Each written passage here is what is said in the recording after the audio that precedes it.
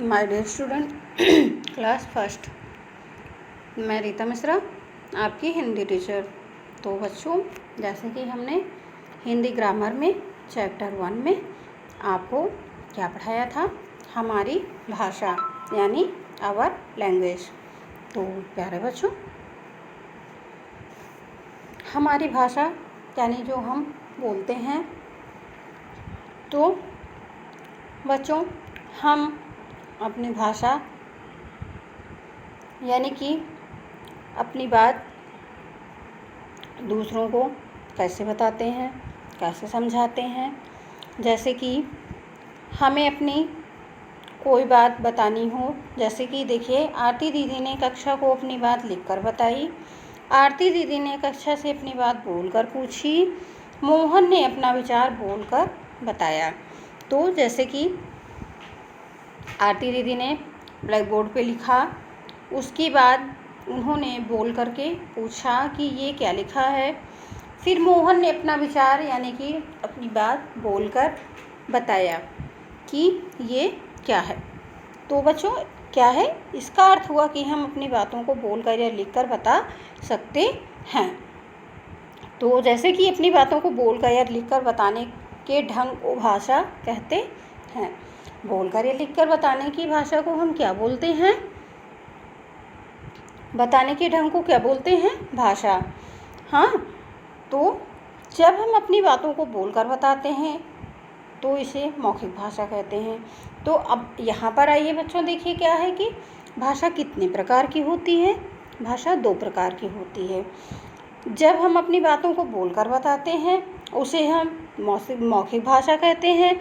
जब हम दूसरों की बातों को सुनकर जानना चाहते हैं तब उसे मौखिक भाषा कहते हैं। यानी कि जब हम अपनी बात को बोल करके कहते हैं, किसी को बताते हैं, जैसे कि कोई चीज़, जैसे कि हम कुछ पढ़ा रहे हैं, एक्सप्लेन कर रहे हैं, तो वो क्या हुई?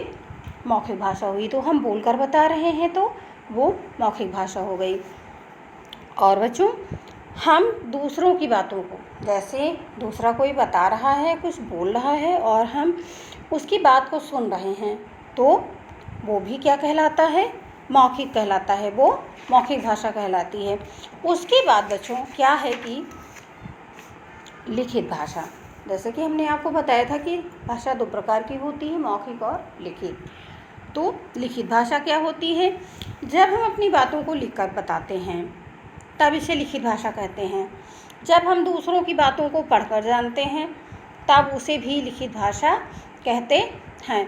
यानी कि जब हम अपनी बात लिख करके, बोर्ड पे लिख करके, नोटबुक पे लिख करके आपको बताते हैं, समझाते हैं, वो हमारी क्या कहलाती है? लिखित भाषा कहलाती है। उसके बाद जैसे कि बोर्ड पे लिखा है और हम उसे पढ़ रहे हैं, पढ़ करके जानते हैं, तो समझते हैं, तो वो भी हमारी लिखित भाषा कहलाती है। उसे भी हम लिखित भाषा कहते हैं। जैसे लिखित भाषा लिख करके बताते हैं और पढ़ करके जानते हैं हम, तो हम जो है उसे लिखित भाषा कहते हैं। तो बच्चों, क्या है? लिखित भाषा और मौखिक भाषा, ये हमारी 2 भाषाएं हैं। इन्हें हम मौखिक भाषा बोल करके हम अपना बताते हैं अपने बारे में, और सुन करके दूसरों के बारे में जानते हैं, और लिखित भाषा हम लिख करके अपनी बातें समझाते हैं और दूसरों की बातों को हम पढ़ करके समझते हैं। ओके। उसके बाद लिखित भाषा का कहाँ कैसे प्रयोग हो रहा है, हमें वो भी जानना है। जैसे रमेश ने दिनेश को कुछ कहा। देखिए, यहाँ पे टॉपिक दिया गया है, रमेश ने दिनेश को कुछ कहा। तो यहाँ पे कौन सी भाषा हो गई? मौखिक भाषा हो गई। रूपा ने कागज़ पर अपना नाम लिखा। तो बच्चों, नाम लिखा यानी लिख करके बताया, वो लिखित भाषा हो गई। उसके बाद मीना ने रूपा का नाम पढ़ा। तो बच्चों, जैसे कि हमने किसी चीज़ के बारे में पढ़ करके जाना, तो वो भी हमें जो है क्या है कि वो क्या कहलाती है? लिखित भाषा कहलाती है।